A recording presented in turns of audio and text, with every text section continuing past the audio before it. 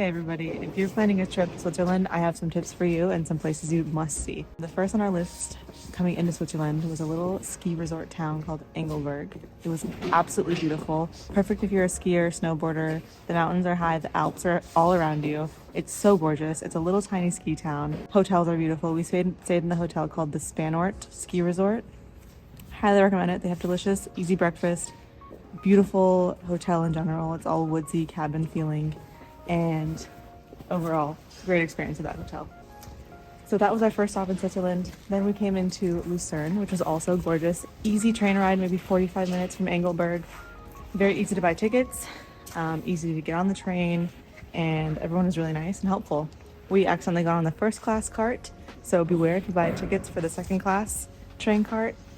It's okay if you get on the first, but they will kindly ask you to move. So as I was saying, like 50-minute train ride here to Lucerne, and it was beautiful in the winter because it's snowy and you're coming down from elevation, so it's incredibly like winter wonderland-ish.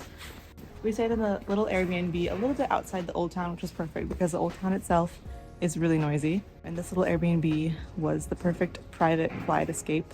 Lucerne in general is beautiful, but I think that if you have specific amount of time in Switzerland itself, I think maybe 1 or 2 days is enough in Lucerne, and then make your way to Zurich, which we did also by train. Super easy. I think it was 55 minutes on the train. Also easy to buy tickets, easy to get on, easy to navigate. The train stations are very easy to navigate. Once you come into Zurich, you'll be amazed by the little provincial old town. It's bigger than the one in Lucerne, I think. There's more shops, more restaurants, more things to see, and more little streetways to get lost in. So in Zurich itself, we're staying in the old town in an Airbnb apartment, which I wouldn't recommend because it's incredibly noisy, constantly trucks, constantly people walking around. At like 2 a.m, we heard somebody singing the opera on the street. So if you're gonna come into Zurich, I would stay a little bit outside the old town, and it's an incredibly easy walk into the old town itself, maybe 10-15 minutes, and you're here in the old town without the noise and a little peaceful, more peaceful sleep. What about money? How much money should you expect to spend? Yes. Switzerland is extremely expensive compared to the rest of Europe. If you've been to places like Croatia or even Italy, it's so much cheaper to get around.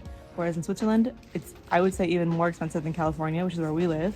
And we were shocked here by the prices, even just on the menus for food. Anything you're buying, don't expect to come here and be like, oh, it's Europe, it'll be cheaper. No, the Swiss franc is expensive. Everything you buy will be expensive. So just be prepared for that. Budget yourself before you come to Switzerland. What else? Clothing. If you're here in the winter, it is very cold. Last night it snowed. It all kind of melted now, but it's super icy on the road. But definitely pack in layers. Thermals are huge. Scarves, gloves, 100% must. A nice winter coat, beanie is great. Snow boots are essential. Warm snow boots with socks, thick socks. We bought like the thick wool socks from Costco, and those have worked really well. Food in Switzerland has been interesting. It's good, but I wouldn't say it's one of the places you come in Europe and you're like, oh, the food is so good. It's like, it's all right, you know? Yeah. It's a lot of like bratwurst and meat and pork. Like if you've been to Germany, you've basically had Switzerland's food. If you've been to Germany, exactly, you've probably had the majority of the Swiss cuisine also.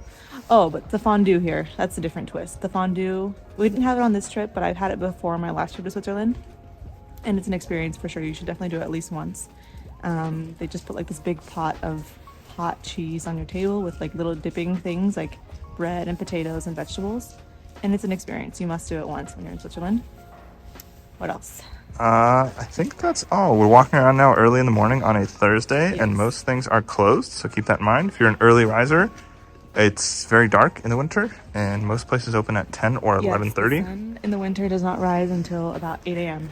and nothing opens until like 10 or 11. Yes. Oh, and the last tip I'd say is if you're traveling with just carry-ons, which we recommend, you're probably going to want to buy another suitcase while you're here because they have a bunch of really cool exclusive shops.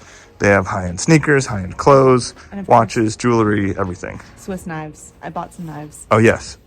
Yes, buy Swiss Army knives. You can get them custom engraved. They're decently priced. They're actually really solid, sharp knives, but you have to check them in your luggage on the way back home, so might as well get an extra suitcase. and have fun in Switzerland. And enjoy the Christmas markets. There's little Christmas market stands Oh all yes, around like the these city in December. in December that sell something called glühwein, which is hot mulled wine with spices. Amazing. Different pastries all day long, every day. crepes. Crepes all day, every day.